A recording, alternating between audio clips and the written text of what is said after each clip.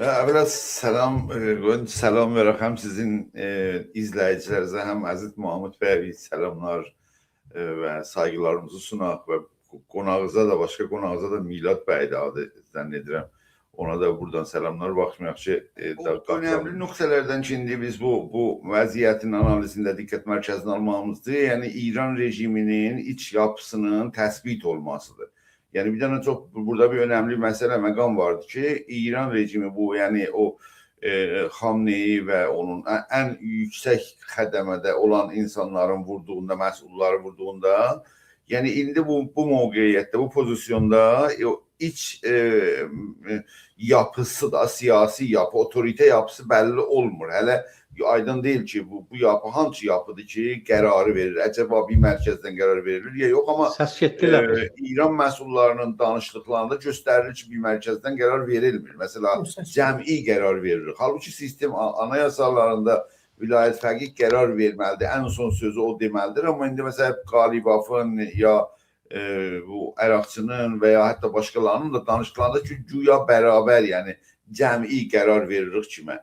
Bu cəmi qərar veririk ki, İranın anayasası ilə də uyğun deyildir. Eyni halda bu gərgin şəraitin izahatına da aydın bir açıqlamadır. O cəhətdən İranın siyasi otorite yapısı hala təsbit olmamış bir durumdadır. İndi kim harada necə qərar verir və nə olur bəlli deyil. Yəni, o cəhətdən İranı bir yapı kimi görmək, bir tərəfdən getdilər anlaşma etdilər, məsələn, Pakistanda, bu yandan saldırdılar cəmiyə. Bu göstərir ki, yəni burada bir yapı da yoxdur. Əlbəttə, bunu mən indi zənn etmirəm. Məsələ, əgərsə Xamneyi yaşasaydı, belə bir işlər görsəydi, mən onu bir taktik kimi görə bilərdim, amma indi o gərginlik, yəni sistemin otorite baxımından təsbit olunmaması fərqli mərkəzlərin emalı qüdrətini burada görmək olur. Məsələ, Qalibaf rejim tərəfindən müzakirə gedir, amma televizyonda onun müsahibəsi arada kəsilir. Yəni, başqa bir qüdrət var ki, onun televizyonda, İran televizyonda onun səsini kəssinlər. Əslən, Cumhurbaşqanı, Pezeşkiyanın danışığı yalnızca kəsindir.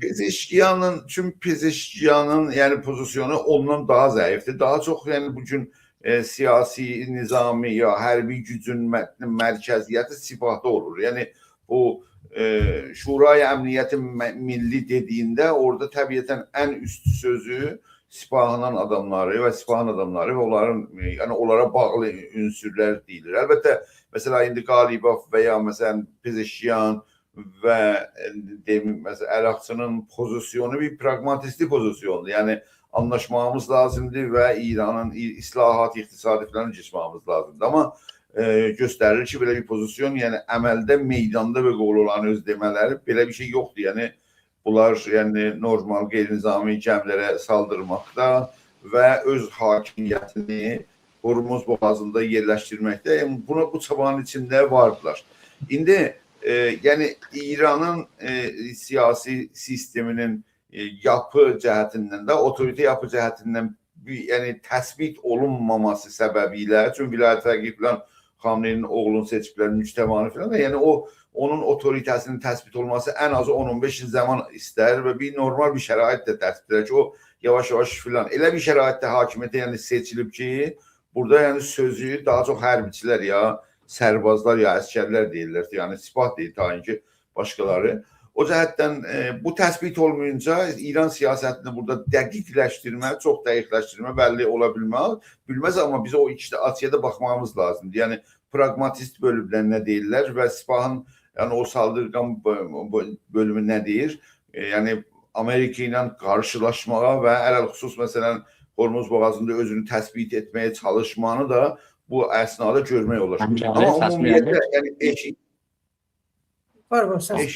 eşikdə, yəni bu genel pəncərədən baxdığımızda, yəni bir otorite çəkiş-bəkişliyi vardır İran rejimi ilə Amerikanın qarşısında. Bunu da görmək mümkündür. O da, yəni, Hormuz boğazında hakimiyyəti təsbit edib və İranın sültəsinin altında Hormuz boğazının gedişatı devam etsin diye kimi. Təbiətən onların da o bugün tamam qonşulara saldırır üçün, ərəb ölkələri ölkələrinə, Ərəbistanla qarşılığı, başqa ərəb ölkələri ilə təbiətən bu qəbul olur bir durum deyil. Yəni bölgə dövlətləri tərəfindən və Amerika tərəfindən və təbii İsrail tərəfindən qəbul olur bir durum deyil ki, yəni bu hakimiyyəti İrana qoysunlar, İranın sistemin öhdəsinə və bu vasitələ şərait davam etsin.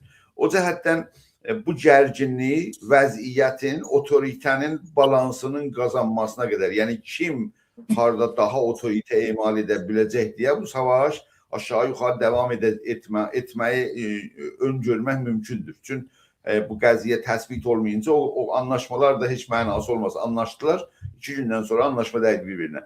O cəhətdən o şey ki, siz əvvəl dediniz, mənim baxış açım budur savaşda.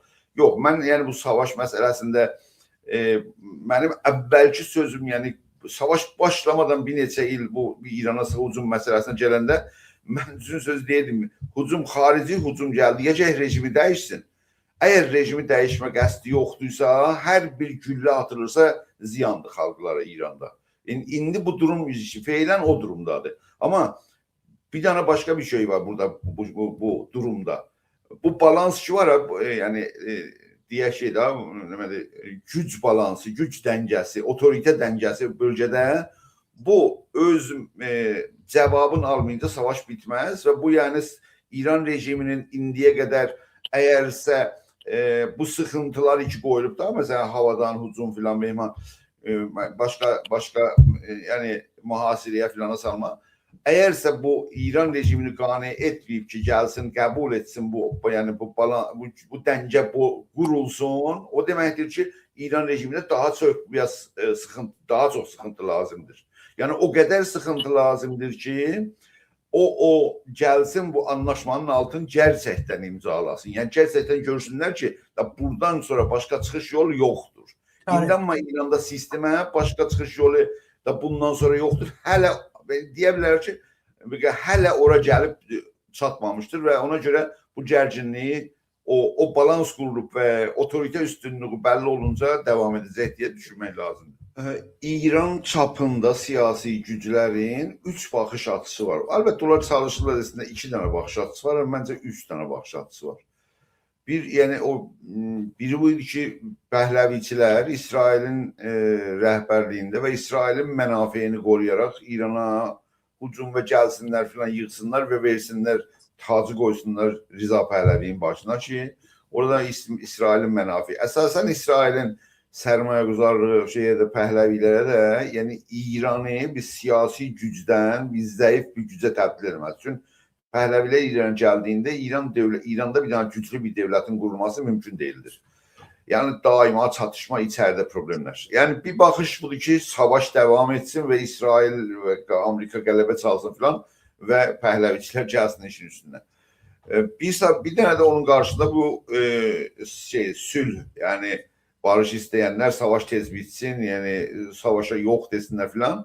Bunlar da məncə yəni əsasında ki, bu gün savaş qutulsun deyə bunlar da Cumhur İslamının cibhəsində şüar verirlər. Çünki əməldə bu gün kim arz edir ki, bu gün savaş bitsin və Amerika istəklərini İranda, məsələn o istəklər kimi dostlar da adını çəkdilər də, bu atom məsələsi, niyabəti məsələsi, füzələr, muşəklər məsələsində bir yerə çatması. Bunu İran İslam Cumhuriyyəti arzulayır. Bu sülh şüarı bu gün verdikləri də dəqiqən İran İslam Cumhuriyyətinin şüarlarını təbliğ etmək və filandır. İranda o pozisyon heç bir təsir edici bir rolu, çünki gücü yoxdur xalq içində, xaricdə yaşayırlar, heç bir gücü yoxdur, təsir edici bir rolu yoxdur. Yalnız bir balaca təbliği rolu var. O təbliği rolda ki, olar ki, sülh, yalnız sülh bu an, olar Cumhur İslamı xəttində əməl edirlər. İstəyirlər ya istəməyirlər. Çünki Cumhur İslamı bu gün istəyir, savaş bitsin və elə şərait necə idi, elə qalsın. Yəni bu tələblər ki, Amerikan vardı, onlar yerinə gəlməsinlər. Üçüncü yol isə, onu mən geçən danışımda danışmışam. İran İslam Cumhuriyyətinə sıxıntı lazımdır ki, o geri otursun. Yəni İran rejiminə sıxıntı olmasa, geri oturup bir anlaşmaya varmayacaqdır. Amerika tərəfindən İran rejiminin dəyişməsinin qəsdi əsla belə bir qəsd ki, bizlər rejimin dəyişəcək filan, elə bir qəsd yoxdur. İranın sistemin içində pragmatist kəsiminə, yəni o başqa, yəni o radikal kəsimi əzmaq pragmatist kəsimə rol, rəhbər rolu verməlidir. Ki fikirdə ki, məsələn, Venezuela kimi bu iş mümkün deyil. Onda ki, o iş gördülər ki, o iş mümkün deyil. Oradan geçdilər indi. İsrail, yani orada İsrail'in de stratejisi İran'da batır. Çünkü orada rejim dəyişməsi istedi İsrail. İndi geçmişik bir ikinci aşam. Yani opozisyonun şeyi əsla belə bir yani məqsədə yani təsir edici bir rolu əsla yoxdur. Çünkü yalnız təbliği rol var. Nəyi təbliğ edir? İran rejimi istəyən şeyi təbliğ edir. Sülh təbliğ olsun. Və onun adında insan dostluq, vətənpərəstlik, vətənsevmə filan. Ama acaba bu rejimə sıxıntı gəlməyincə geri oturur mu istəklərindən? Yox. Əgər geri oturmasa, hani Amerika istəklərinə çatmasa bu savaş bitir mi? Yox, bitmez. O cəhətdən yani burada bir açmaz durum ve bir de belə şey var. Yani acayip bir yani bombast siyasi vardır burada. Ki o bombast siyasi nizamı hələ açmaz bir durumdadır ve o açmazlığın da Amerikanın hangi stratejiyle ne edecek diye belli değil. Mesela Cunubda fəaliyyəti İran Cunubunda belə nəzərə gəldi ki, orada bəlkə istəyir bəzi yerləri alsın filan eləsin də məncə o da o yani İran rejiminin dəyişməsinə təsir etməyəcək və hətta onun imzalamasına da belə məsələn getsin. Mümkündür, baxın, iqtisadi fişar, sıxıntı uzun müddətli bir sıxıntıdır. Yəni bir gecənin içində təsir etməz. Hərbi sıxıntı bir gecə deyil, bir həftənin içində təyin edici rolu ola bilər. Qalıbdır ki, neynəsinlər? İndi ona həqiqətən biz bu gün nə bilmirik ki, çünkü Amerikanın içinde bu problemler var da, mesela bu indi seçimler Amerika'da gələcək ki, o seçimlerde Cumhuriyetçiler yani kaybetseler oradan da yani böyle bir sıkıntı var. Yani Amerikanın içinde karar verici organın bazı bir demokratik hukuklara bağlı olduğu sistemin içinde orada da bir problemler var. İran içinde de mesela yani İran rejim hakimiyet kalsın ve oradan ki mümkünde istekleri yerinde kalsın ona çaba gösterir. Yaxşı, indi bu durumda məncə o üçüncü yol sıkıntıdır. Bu sıkıntı olacak mı, olmayacak? Yani düzgün sıkıntı. Yani bu seviyede sıkıntı mümkün değildir. Biraz koyun Mahmud Bey'in de fikirlerine burada toxunum ki, mesela Cunubu ayırmaq sistemi. Əsla belə bir şey nə Amerikan sistemində ola bilər. Çünki İranın içində belə bir güclü bir təmayül. Məsələn deyəsən ki, Kürdistanı ayırıb, Kürdistanı istirarısın deyəsən, Kürdistanda bir siyasi güclər var ki, belə bir tələbdə bulunula, bəlkə Kürdistanı məsələn ayırsın. Amma Cunubda hansı bir siyasi güc var ki, elə bir tələbdə bulunur ki, Cunubu İranı ayırsın məsələn İrandan. Əslən İranın içində elə bir siyasi güc yoxdur ki, desin məsələn İranın bir bölgəsi ayrılsın. Saniyən bu İranın bölgə ayrılması ən önəmli hamıdan qabaq Amerika istəmir dağılsın. Çünki Amerikanın dağılmağı istəsəydilə Əraqda kütlərə bir fürsət vardı da, Əraqda da istəyirdilə, verərdilə orada. O cəhətdən bu birlik ki yaranır və Mahmud bəy bunu təhlükəli gördülər. Məsələn Ərəbistanın rəhbərliyində filan və orada Türkiyə ilə Pakistan var. İttifaqən Türkiyə ilə Pakistan təhlükəli görmədim. İrana qarşı təhlükəli gördüm. İrana qarşı da, yəni İrana qarşı bir təhlükə yarandır da bu birlik. Mən deyirəm ki, o birlik mən deyirəm ki, o birlik İrana qarşı təhlükə yaratmır. Niyə? Niyə yaratmır? Mahmud bəy deyir, Türkiyənin orada olması daha təhlükə yaraldır İran sisteminə. Mən deyirəm, Türkiyənin orada olması İranın o təhlükənin qarşısını alır. İranla, Türkiyə ilə Pakistan İran sisteminə xilal gəlmək istəmirlər. Elə durma, bir türlü saxlamağını istəyirlər. Amma Ərəb ölkələri İrana qarşı bir şey istəyirlər ki, bir şey dəyişilməyi istəyirlər. Çünki orada hərbi əskəri hücum altındadır. Muşəklərin, bombanın filanın altındadılar.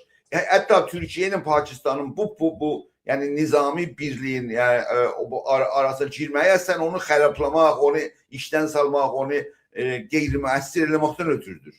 O cəhətdən orada da mən yəni bir şey görmürəm. Bir tərəfdən də Ərəb ölkələrinin bir araya gəlməsi İrana nə təsir, ciddi bir təsir edə biləcək. Yəni bunun burada bir daha bir problem var. Amerikanın yəni Trump'ın çox yəni nə deyim, uyumsuz siyasətlərdə birinci gündən Avropaya qarşı məsələ, Avropanın ölkələrinə qarşı məsələ Danmarkdan bir şey alacağım, bu qədər maliyyə çox verəcəksiniz, ölkələr hamısı filan. Yəni kimsəni bir cibhə yaraldamadı İrana qarşı. Halbuki İrana qarşı bu cibhə vardı. Yəni çox güclücə eləyə bilərdi Avropa ilə bərabər Amerikaya Trump olmasaydı, bir normativ bir siyasəti Amerikada geçsəydi, eləyə bilərdi ciddi bir hücum İrana gəlsin və İran da hətta İranı təslim, amma o anlaşma düzgün o istədiyi anlaşmaya varmağa gücü eləyə bilərdi Avropa ilə birlikdə. Hətta İngilistan belə indi bu son əlbəttə başbaxanlar değişiləndən sonra bir Amerika ilə yaxınlığı var. İngilistan da yaxınlıq eləmədi və gəlmədi Amerikanın. O cəhətdən orada da bir problem vardı, yəni qarşılıqda. O cəhətdən yəni həm Amerikanın orada hücumunda, əlbəttə burada məsələ fəqət əskəri məsələ deyil, diplomatik və bir cibhənin yaranması. Yalnız ərəb dövlətlərinin cibhəsinin yaranması İrana qarşı yetərli bir şey deyil. Əgər Avropa dövlətləri olaraq qatılması bu cibhənin içinə, bu cibhənin bir sonuç verməsinə mən heç inanmıram. O cəhətdən yenə hala mənim şərait bombəsi və açmaz bir durumun davamı indi gözün önündədir, amma yeni bir siyasətlər. Bir də bu deyim ki, bu qara güclər, yəni Niruy Zəmin 2-də gedəcək oraya. Qara güclərin problemi budur ki, bir tərəfdən də sudur. O suda qara gücün yerə yenməsi, İrana qara güc yenməsi belə çox böyük bir araya istəyir. Yəni o Əraqdır, Pakistandır, Türkiyədir, Azərbaycandır. O ölkələr ki, torpaqdan sınırı vardı. Bunların heç biri izin verir ki, Amerika orada yəni qara güc, yəni Niruy Zəmini yendirsin. Sən Amerikanın bu bəhs olmayıb bir yerdə. Heç yerdə adını çəkmirlər. Bu qara gücləri Amerika hara yendirəcək? Əslən bu imkanı da yoxdur. Yəni üçün heç bir dövlət belə bir şeyi qəbul eləməyibdi indiyə qədər ki, bunu izni versinlər. Yəni bir açmaz duruma bu şəraiti görmək mümkündür, amma acaba bunlar hangi taktik filan bilirsiniz də bu Pentagonun o qara qutusundan bizim ağlımıza sığmayan bəzi taktiklər, stratejilər, hərbi strateji çıxa bilər eşiyə. Amma bugün gördüyümüz hərəkatın içində hani təyin edici bir hərəkət fiilən gözə çarpmış. Mən təşəkkür edirəm. Yox. Baxın, sizin sualınızın qısa cavabını vereyim. Sonra qeydim Mahmud bəyin sözlərinə toxunsam, bəzi şeylər izah olacaqdır. Yox. İran rejimi Amerikanın qarşısında üstün pozisyon o mənada ki, mən Amerikadan gücləyəm filan tutmaq istəmir. Onu bilir ki, olan bir şey deyil. Amma təbii ki, bu yani sistemin ayaq üstə durması və o tələblər ki, bilirsən də, onlar tələblər o caydırıcı bir tələblərdirlər. Atomun gücü, muşək gücü, bu neyabəti gücü İranın caydırıcı, yəni bazdarəndə gücləridirlər. Bu bazdarəndə güclərini onlardan rejimin əlindən alsa, yəni rejimin əl qolunu sındırıb da, yəni bir şey yoxdur orada. O cəhətdən yəni rejim çalışır ki, bu bazdarəndə də bu caydırıcı faktorları saxlasın. Əgər saxlaya bilsə, yetərlidir, savaş lazım deyil. Bura sizin cavabınız budur. Yəni, çünki o iş olan bir şeydir ki, İran isə Amerikaya özünü hərbi üstünlük göstərsin. Məntəqəni dedim, məntəqə. Məntəqədə əlbəttə ki, məntəqədə, amma İran məntəqədə çox böyük üstünlük, yəni şeyin emal edir və elə bir gücü də vardı, yəni.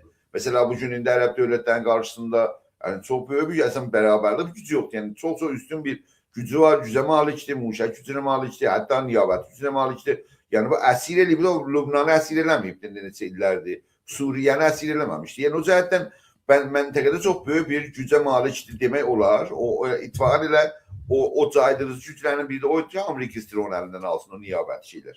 Amma qeydab o Mahmud bəyin sözlərinə baxın. Mən dedim ki, əvvələn Mahmud bəy deyir ki, savaşı İran rejimi başlayıbdır. Savaşı İran rejimi başlamayıbdır. Savaşı Amerika ilə İsrail başlayıblar. Və İran rejimi də. Amma savaşın başlanmasına şərait yaradan İran'da. Onu demək olar. Şərait yaradan o siyasətləri ilə Amerika, İsrail falan bu şərait cəngini yaraldıb. Amma savaşı başlamayıb. Savaşı Amerika ilə İsrail başlayıblar. O cəhətdən ona dəqiq bilmək lazım. Huquqi cəhətdən bugün savaşın başlamasına bir faktor var ki, yəni necə savaş başlayıb, kim hücumu başlayıb hara? Yəni muşəklər, təyyarələr gəliblər, vurublar filan. Ondan sonra İran rejimi reaksiya veribdir. Amma savaşın səbəbini də desəm niyə İran rejimi düzdür, o düz sözdür. Ondan sonra otorite yapsın. Bax, mən bir daha bir sözdə bu çox mühüm məsələdir ki, biz otorite İran rejiminin içində otorite təsbiti yapılmayıb. Yəni, mesela Xamneyi zamanında otoritəsi bəlli idi, kəsin. Orada Xamneyi oturubdu, ən son sözü o deyəcək, bitəcək. İndi elə bir şərait yoxdur. Yəni, müctəbanın pozisyonu elə bir pozisyon deyək ki, son sözü desin. Müctəba da o birisi fərman deyil, sipah filan, beyman kimin, birisi kimin, orada nəzər verir. Yəni hətta belə ona mesela bu adlar, zatlar ki deyirlər, onu da demirlər. Bax, məsələn, bəzi Müslüman rəhbərlərin ağa müstəva deyirlər. Yəni, hətta məsələn, rəhbər müəzzəm filan, hələ oraya yetişməyib ki, hələ o da desinlər. O cəhətdən bu iki otorite, yəni kim təhs qərar verir İranda, bu sistemin içində, bunu bizim vəzifəmiz də analiz eləyək. Bu fərq eləməyib Xamneyi zamanı ilə bu dəqiq bir təhlil deyil. Çünki Xamneyi olsaydı, indi kəsindir ki, bu siyaset götürək, o siyaset götürək. Bitti. Yəni, amma öyle bir bitti yoxdur indi. İndi mərkəzi təsmimgir İsfahan içindədir. Baxmayaraq ki, Xamneyi zamanı olanda deyirlər, Xamneyi ilə Sipah əsli, yəni aparıcı siyasəti götürdü İranda. Amma hər halda ən sözü Xamneyi deyəcəkdi orada. Lider pozisyonu və otoritəsi ondaydı. Onu bilmək lazımdır. Ondan sonra mən dedim ki, sülh, baxın bu sülh məsələsində çox bir məxduş da, türküsü bilmirəm. Məxduş bir mövqe dedik. Məsələn, Pezeşkiyan sülh tərəfdarıdır, başqaları cəng tərəfdarıdır. Baxın, İranın sisteminin içində, sistemin yəni Qalibov nə dedi? Dedi da indi lançerləri tətil edib ki, iqtisadiyyata, cəmaətin rifah iqtisada baxmamız lazımdır. Bu yəni nə mənə? Ya məsələn, o əraqçı filan. Bunların hamısı, yəni pragmatisti bölüm, dövlət bölümü və pragmatismi bölümü, hətta İsfahan öz içində də bir bölümlər vardılar ki, pragmatisti düşünürlər ki, acaba biz savaşı bitirməliyik. Və amma o ifrati kəsim ki, yox, biz otoritəmizi sağlamamız lazımdır. O otoritəyi sağlamaq ki, İsfahan içindədir və ən böyük gücdə İsfahandır, ona devam etdirirlər. O cəhətdən biz bunu 3 güc var. Sülh istəyənlər İranın opozisyonunda. Sülh da savaşa yox bu gün. Şuarlar budur. Savaşa yox bu gün. Yəni öyle Pezeşkiyan da Qalibov da onlar da onu istəyirlər. Yəni İranın yəni bu gün sistem əgərsə bu gün heç bir şey dəyişilməsin. Heç bir şey rejimlərindən almasınlar. O dedimdə o caydırıcı faktorlar rejimlərindən almasınlar. Ondan sonra rejim istəyir savaşmasınlar. Savaşda başlamayıbdı. Savaşmağı da istəməzdiler. Niye sıkıntı altında qalıb oranı buraya vursunlar. Mən hər zaman əlində qalıb da. Ona görə bünyadda sülh istəyir. İndi ki bu savaş məsələsi vardı. Savaş məsələsi Amerika ilə savaşmaq deyil. Hormuz boğazında otoritəni emal, yəni İran hakimiyyətini orada emal etmək. Yəni burada biz qərar verməliyik. Amerika cəhət qərar verməməlidir deyə o savaşdı. Nəncə Amerika ilə savaşdı. O cəhətdən onu da dəqiqləşdir. Yəni hər bir mövzuda bir dəqiqləşdirmemiz lazımdır. Türkiyə məsələsində baxın, Türkiyənin deyir ki, Mahmud bəy, Türkiyə olsa himayət edib 36 gündə filan da 40 gündə. İndi intiqadi mövzuyu var. Baxın, nə zamandan intiqadi mövzuyu var? NATO'nun iclası Türkiyədə keçəndən sonra. Yəni bu Türkiyədə keçəndən sonra və Trump'ın ora gəlib və Türkiyəni sıxıntıya qoyandan sonra Trump tərəfdarlığı təranəsi də o intiqadi mövzu. Yəni düşmənanə mövzudə Türkiyənin İrana qarşı düşmənanə mövzu yoxdur. Geçsin o savaşsın. Məsələn, hərbi əskər birlik qursun ki, İrana hücum eləyəcək. Bu böyük yanlışlıqdır Türkiyənin siyasəti. Türkiyənin siyasəti İran dövlətinin yanındadır. Amma Trump'ın sıxıntının altında yəni intiqadi təranələr oxundu. Ona görə deyirəm ki, bu ərəblər ki, hücum altındadılar, müşəhlərin hücum altındadırlar. Savaşmaq istəyirlər, həqiqətən İran rejimində dəyişiklik istəyirlər. Türkiyə ilə bir şey əsla istəmir. O cəhətdən orada olması intiqadi mövzu, dəyişiklik mövzuyu da bəlkə taktiki Trump'la qarşı-qarşıya gəlmə məsələsi üçün orada bir anlaşmalar oldu ki, F-35'lərlə filan Türkiyənin məsələsini həll eləsinlər. Ondan sonra bir başqa, məsələn, Pezeşkiyanı qoyurlar sültələr, Pezeşkiyan dəyişiyor yalnız. Qalibov da odusudur filan. Yəni pragmatisti bölüm sülh istəyir. Dedim, o yəni rəhbər, dövlət rəhbəridir da Pezeşkiyan. Opozisyonda da o sülh istəyir. Yəni savaş bu gün dayansın. Onlar ki, həm mövzu edirlər da, yəni ikisi də həm mövzu edir. O cəhətdən bir də bunu deyim, ən son sözdə deyim, buraya baxmışam, o Əməkdaşlıq Şurasının bəyaniyəsində mən bunu deyim ki, Mahmud bəy və hamımız, əlbəttə Mahmud bəyə aid sözdə, hamımıza Azərbaycanın siyasi hərəkəti Azərbaycanın qorumasına siyasət ürətməlidir. Siyasi güc əldə etməlidir. Bəyaniyə verdim, bəyaniyə aldım, mövze tuttum, mövze tuttum. Bizim savaş bizim məsələmizdə bu savaş bir daha irticai dövlət, Cumhur İslami, bir daha emperyalisti dövlət Amerikanın qarşılaşmasıdır. İsrail də onun yanında. Bu necə bizim savaşımız ola bilər? Bizə aid bir şey də bunu bəyan etmə bir bəyaniyədə belə yəni möcüzə etmə zət deyil. Azərbaycan siyasi hərəkətinin təşkilatları əgər Azərbaycanda siyasi güc, bax, yəni cəmaətin nəzərini bu hərəkətə cəlb etmirlər ki, savala təhdidlər qarşısında bu cəmaət eləyə bilsin, özündən müdafiə etsin, o siyasi güc deyil. Bəyaniyə vermənin siyasi gücü olmaz. O cəhətdən bu axsaqlıq məsələsini ki, Azərbaycan siyasi hərəkətində var, bunu ayrı proqramda qoyun, dərindən danışmaq lazımdır. Məsələn, biz olmalıdır. geniş halətdə